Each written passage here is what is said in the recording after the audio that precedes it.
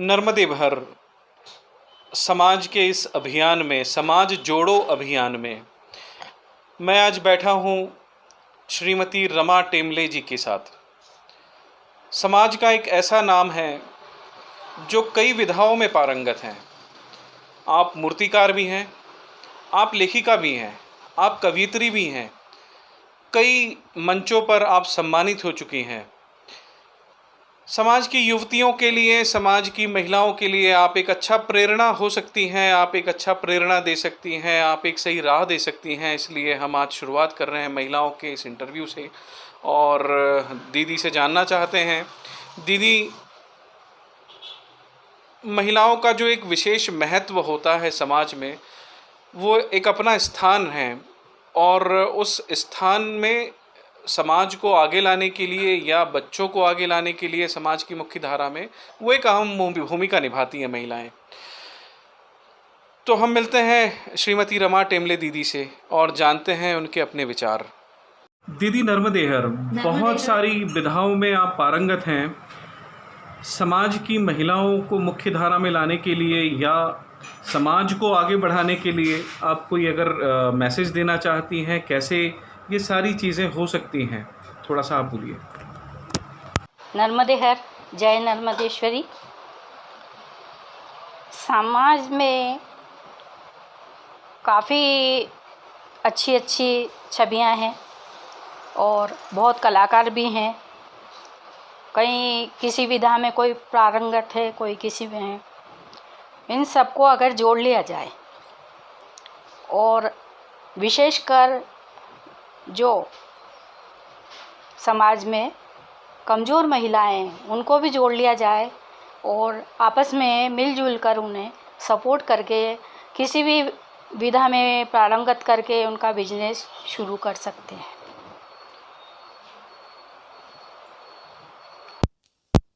जोड़ना ही तो मेन है। अभी महिलाएं हमारी समाज में आती नहीं हैं। जो कुछ महिलाएं हैं आगे बढ़ती हैं, काम करती हैं, जो घर से निकल पाती हैं वही हैं। बाकी और महिलाओं को कैसे समाज में लाया जा सकता है, इस पर आप थोड़ा प्रकाश डालिए ना। हाँ, महिलाएं हैं जो परिवार से बहुत ज़्यादा जुड़ी हुई हैं और पुरानी परंपराओं के कारण बाहर नहीं निकल पाती। जैसी छोटी बहुएं हैं, शादी हो गया, ये युवा बच्चियां हैं जो कुछ सीखना चाहती है, तो समाज के ये पुराने रीति रिवाजों के कारण भी बाहर नहीं निकल पाती हैं। तो उनको बाहर निकलने का एक मौका देना चाहिए। उनके पेरेंट्स को चाहिए कि अपनी बच्चियों को कुछ सिखाए और बहुओं को भी कुछ सिखाए और उन्हें कुछ आगे मार्गदर्शन होना चाहिए। समाज में एक महिला महासभा है और महिला महासभा भी अपनी तरफ से बहुत प्रयास करती है महिलाओं को आगे लाने के लिए। आप कैसे अपने इतने सारे कार्यों को, गृह के कार्यों को छोड़कर समाज में इतना एक्टिव हुई हैं और कौन कौन से काम आप करती हैं, वो आप बताएं समाज में थोड़ा सा। वैसे तो मैं कई साल तक समाज में रही हूँ। होशंगाबाद में शुरुआत हुई मेरी। होशंगाबाद में मैं कुछ समाज के लिए हम लोग मिलते जुलते थे, टेमले जी भी जुड़ते थे और हम सामाजिक गतिविधियां में सक्रिय रहते थे। सांस्कृतिक प्रोग्रामों में मैं बच्चों को सहयोग देती थी और महिलाओं को भी सहयोग देती थी। इसके बाद में हम बैतूल आ गए। बैतूल में भी 22 घर थे नारमदीय समाज के। उन सभी में इतनी एकता थी कि उदाहरण देने के लिए मेरे पास कमी रह जाएगी। सब पूरे परिवार जैसे रहते थे, एक दूसरे का सुख दुख में साथ देते थे और ऐसा नहीं है कि सभी समर्थ थे, कोई असमर्थ भी थे और कोई अच्छे सक्षम अधिकारी और जज और डीएफओ, एसडीओ सभी तरह के थे, लेकिन सबने एकजुट बना के एक रैंक में सबको रख दिया और सभी महिलाएं आपस में मिलके जुल के सब प्रोग्राम करते थे। वार्षिक में 4-5 जगह प्रोग्राम हो जाते थे। हर महीने में नर्मदाष्टक और अपना विष्णु सहस्त्र नाम का पाठ होता था, जिसमें सभी महिलाएं और सभी सब परिवार आते थे। उसमें बच्चे और बच्चियां भी शामिल रहते थे। तो वो सब मिलके अपने अनिल पारे जी का मैं श्रेय देती हूँ कि वो बहुत सपोर्ट करते थे समाज को। और साधना पारे, इन लोग ने सभी पूरी समाज को ऐसा जोड़ा कि बच्चे आपस में एक दूसरे को बहुत लाइक करने लगे और बच्चे आपस में एक दूसरे का नाम जानने लगे। सामाजिक गतिविधियां बढ़ने लगी। कोई बीमार हो तो वो डॉक्टर को लेके पहुंच जाते थे, कोई का एक्सीडेंट हो गया है तो पाडर तक पहुंचा देते थे। सबके पास गाड़ियां थी और सब समर्थ लोग थे और सब एक दूसरे को बहुत साथ देते थे। इस चीज़ को मैं भूल नहीं सकती। मैं बैतूल में थी तो आकाशवाणी से जुड़ी हुई थी। मैं अपने आलेख प्रस्तुत करती थी, कविताएं प्रस्तुत करती थी और महिलाओं के लिए भी प्रोग्राम करती थी। समाज के किसी कार्यक्रम में आपकी अगर मुख्य भूमिका, मुख्य योगदान अगर ऐसा रहा हो और वो संस्मरण आपको याद आ रहा हो तो कृपया आप शेयर करें।